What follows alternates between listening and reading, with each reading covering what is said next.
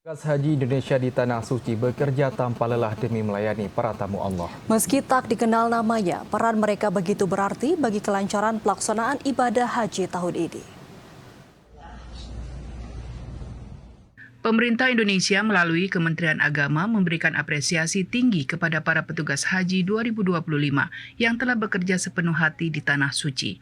Para petugas berjuang di bawah terik matahari siang dan malam demi kelancaran ibadah haji ratusan ribu jemaah Indonesia.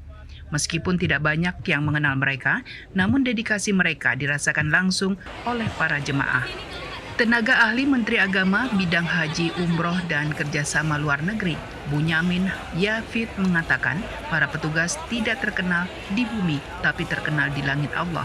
Kalimat itu menjadi simbol penghargaan atas jasa besar para petugas yang menjalankan tugas mulia dengan ikhlas.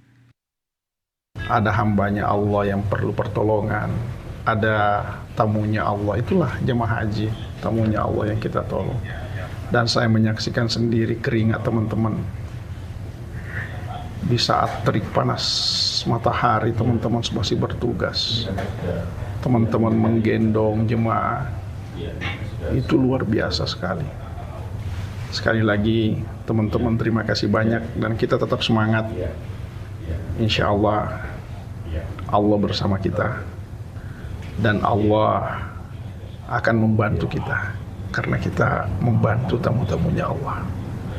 Walaupun kita tidak terkenal mungkin di bumi, insya Allah kita terkenal di langitnya Allah. Bunyamin Yafid menambahkan, sebagai abdi negara, mereka tidak hanya menjalankan tugas administratif, namun juga memberikan pelayanan kemanusiaan, bantuan kesehatan, hingga bimbingan ibadah. Kerja senyap mereka adalah bukti bahwa pengabdian tidak selalu harus tampak, namun harus bermakna. لبيك اللهم لبيك لبيك لا شريك لك لبيك إن الحمد والنعمة لك والملك لا شريك لك